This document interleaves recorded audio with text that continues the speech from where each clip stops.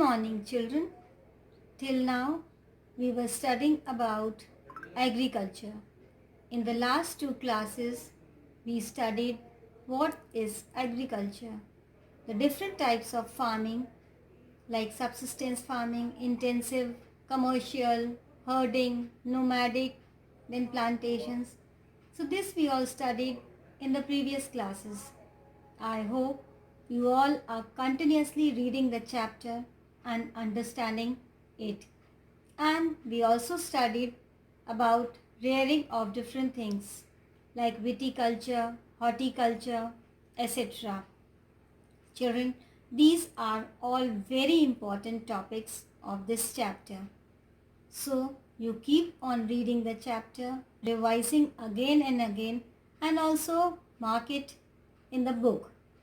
Now today we are going to study the third and the last part of this chapter. In this lesson today, I will be telling you about the different crops grown in our country, the places where these crops are grown, the climatic conditions required, and also their uses. So this we will be studying in today's class, and then we will be concluding with this chapter. So children, we will see why the crops are grown. A large variety of crops are grown, first of all, to meet the requirement of the growing population.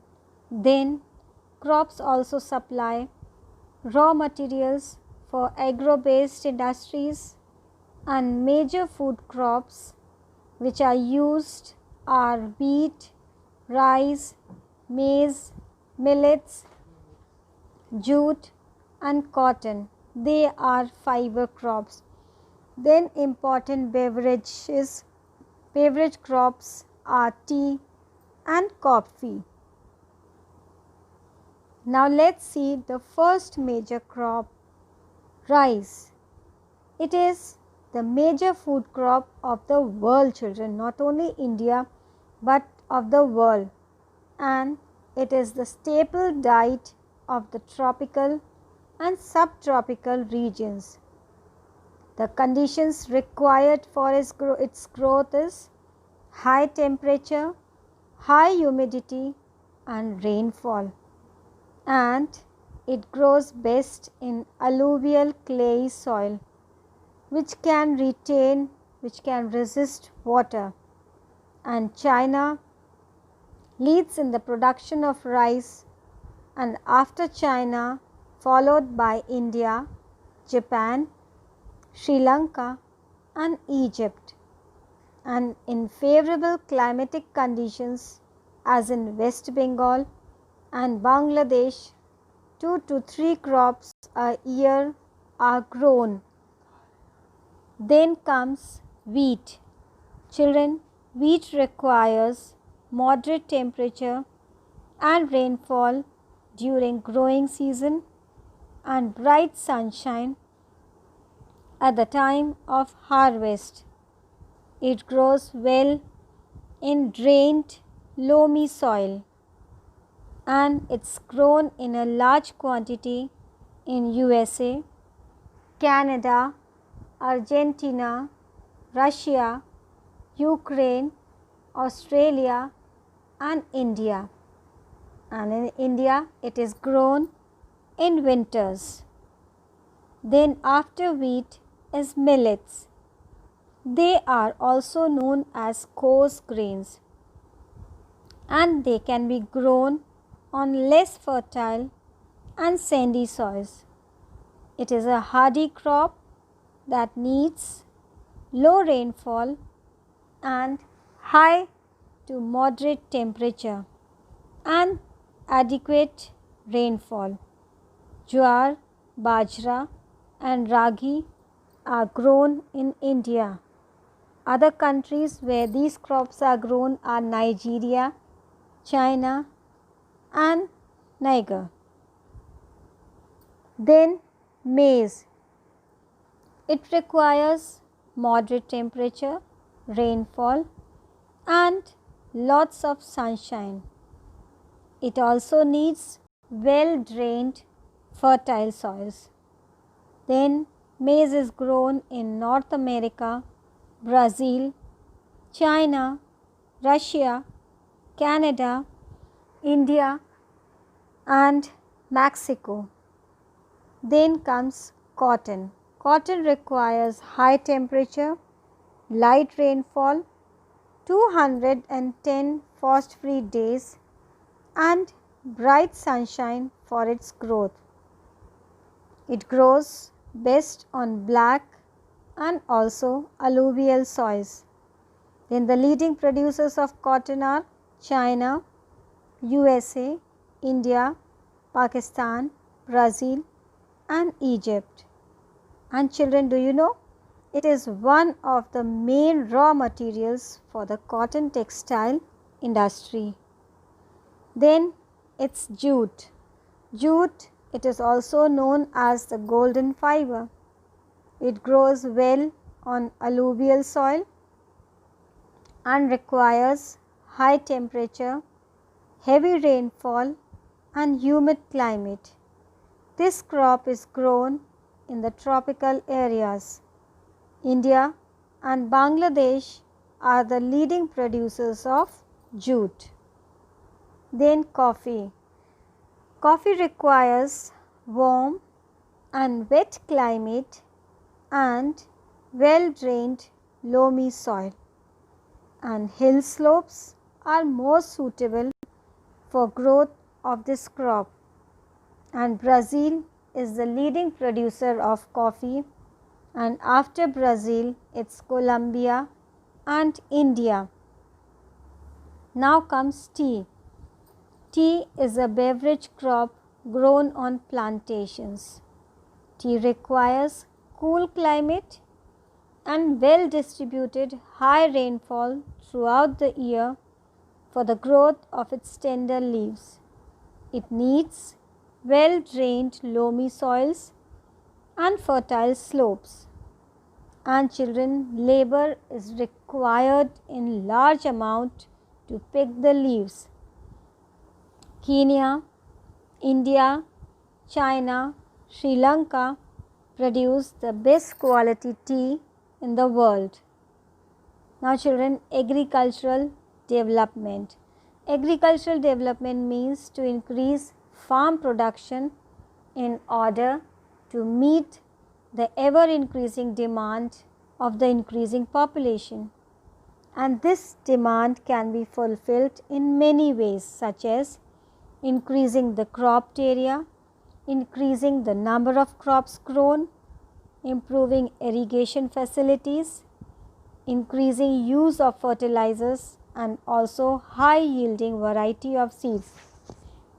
Then mechanization of agriculture is also another aspect of agricultural development, and the main aim of agricultural development is to increase food security.